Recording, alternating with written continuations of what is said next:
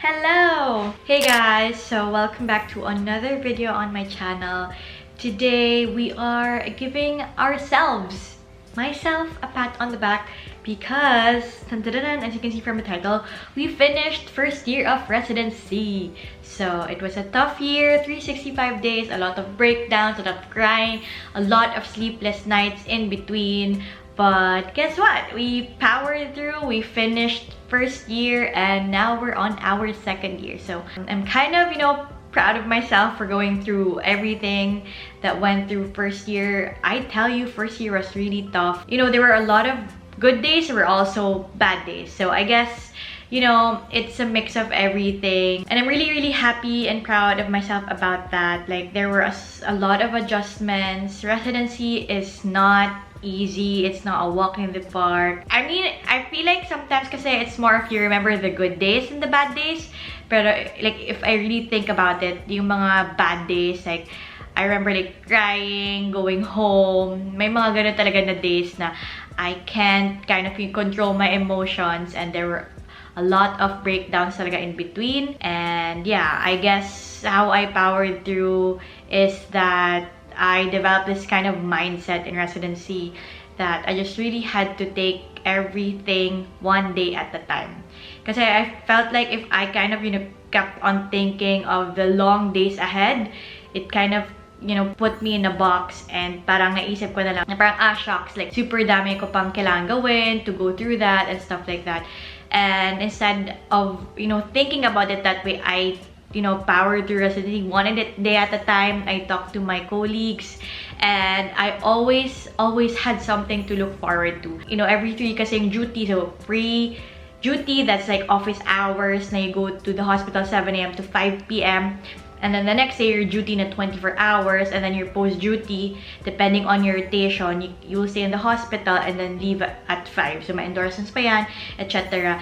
And I kind of remember planning something for myself every week. It can be as simple as, getting my nails done, eating good food. And I think that was how I coped with residency. And, it made me have that certain mindset na, I'll just finish this day one day at a time. After I finish this day, I'm closer to that day that I'm looking forward to, etc. Because I feel like at the end of the day, parang residency is about the mindset na parang if magpapakain ka sa pagod, magpapakain ka, from all the stress and stuff, makakain ka talaga. And, I remember like my friends telling me, my colleagues telling me parang, how do I, balance, still have that work-life balance in a sense. And I remember just telling them parang, I just plan it for myself. If I have a bad day, I will forget about it the moment I go home. Everything, leave the stress in the hospital in that sense na, kapag uwi ako, hindi ako nag-open ng like Telegram and stuff like that. Or, kasi Telegram is a way of communication. If I open Telegram, it would be more of like the personal messages, but not yung mga group chats na I trust the duty people who, who are actually there in the hospital, who are on duty. There's some form of trust with your colleagues, and at the same time, if you're not in the hospital, you kind of, veer away from that. I mean, I feel like if you bring everything at home, it's really gonna eat you up. And I think that was how I coped talaga with first year. I mean, it's still how I cope until now in second year. But, sa first year, with a lot of adjustments. Kasi of course, it was a very new environment for me. I've never really had that kind of environment coming from a school na private lahat, and like private yung exposure ko. So it was a big, shock for me when I first started. I guess with the adjustment period, it kind of, helped me adjust to everything by kind of, keeping myself sane at the same time. Looking back in a nutshell, ang dami ko natutunan. I mean, my learning curve was really like up there. Like from one day to another, I would learn a lot in that way. Hindi yung parang ganun. And every day was a learning experience for me. Things that I thought na parang dati nung intern ako, akala ko like, how do they do that?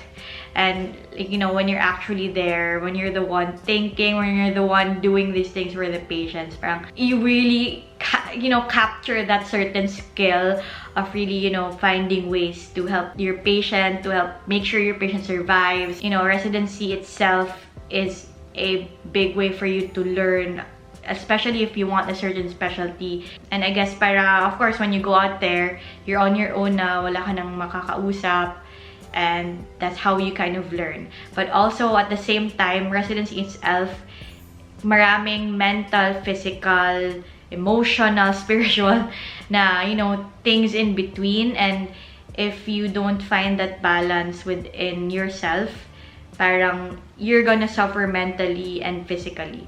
And so I guess I kind of learned that also, to really find that work-life balance, para at the end of the day, everything that I go through in residency really will get to me. And I think that's really, really important in residency, that aside from giving back to your patients, you also make sure to, think about yourself in that sense. Kasi how can you treat your patients if you're not okay, diba? Despite the schedule that I had, despite all the workload I had, despite the sleepless nights, I felt like having that form of work-life balance, as I mentioned, parang I always had something to look forward to every single week, really, really helped me cope with that. So I kind of just enjoy every single moment.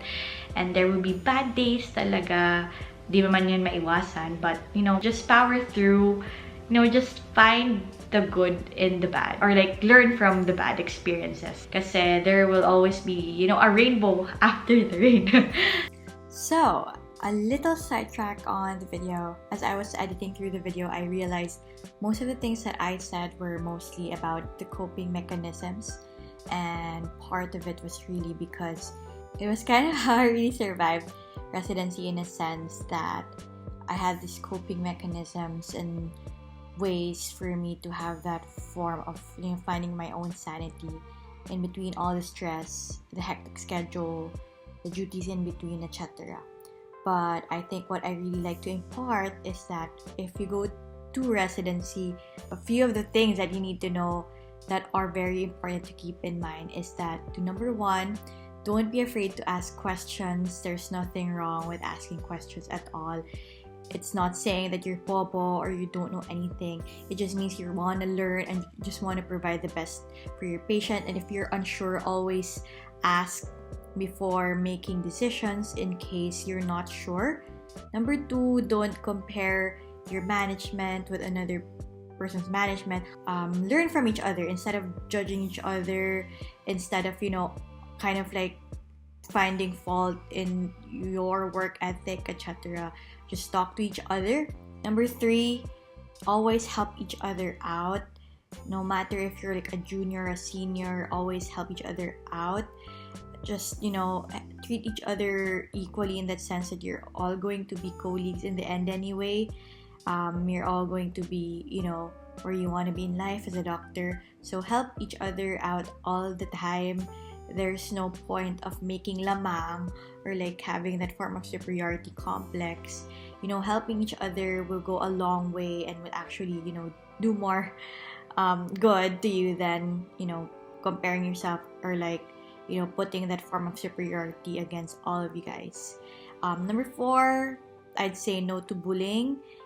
Don't bully your juniors. Don't bully anyone in that sense. Stop bullying, like in the hospital setting. That's a big no-no. For me, I don't like bullying at all. And I've been bullied before, so I know the feeling. And that should not be the case in hospitals, so avoid that.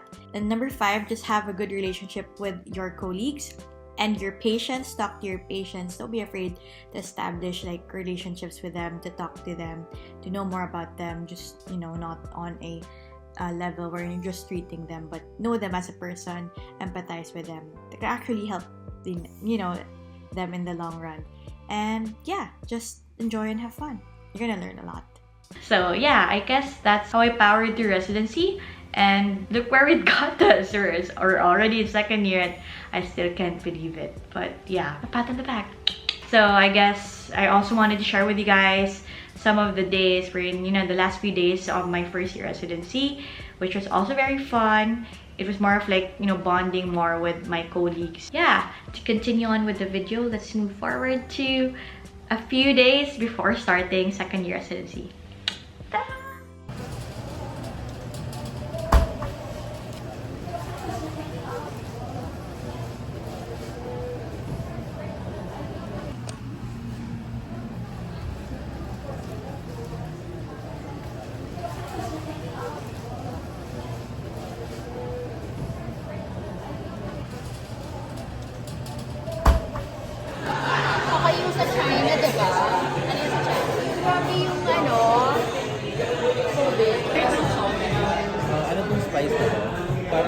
distinct yung ano niya eh, lasa niya eh. Parang, I don't know, but I like it. I kind of like the sauce for some reason, but it's not great.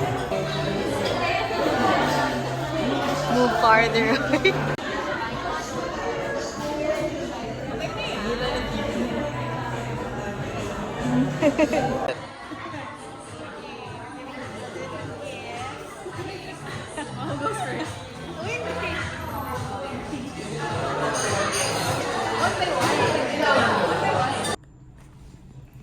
Hey!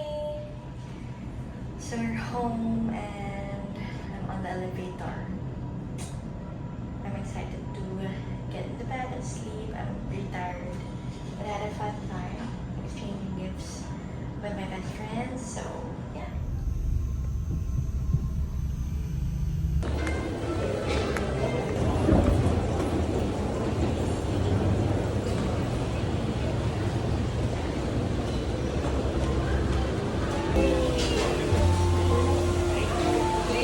Then lamb. Where's baby girl?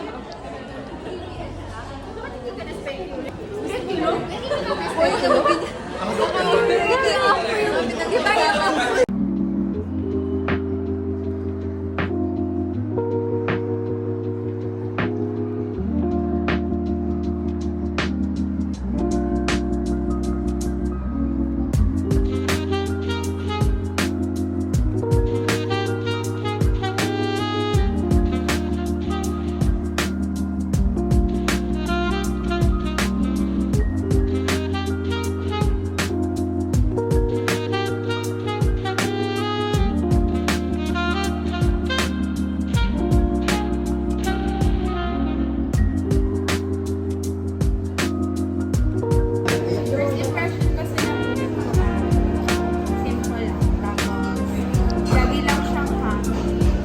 Wala siyang, parang bad-bad.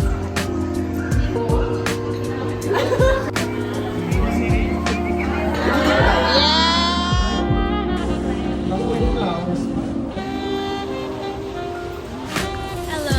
So we're in Capital for our batch lunch. We're having photos.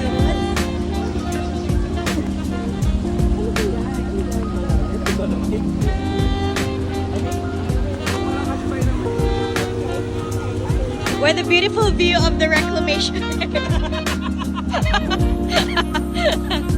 Anyway, that's it for today's video. I hope you enjoyed, and if you're second guessing about going to residency, don't force yourself. But if you do get into residency, I tell you, if you want to still have that form of like work-life balance, you can always have it. At the end of the day, residency is a mindset. Just learn, just work, just train. Yeah. Anyway, don't forget to like this video, subscribe to my channel, and I will see you in my next video, which is, starting second year. Anyway, thank you guys for watching.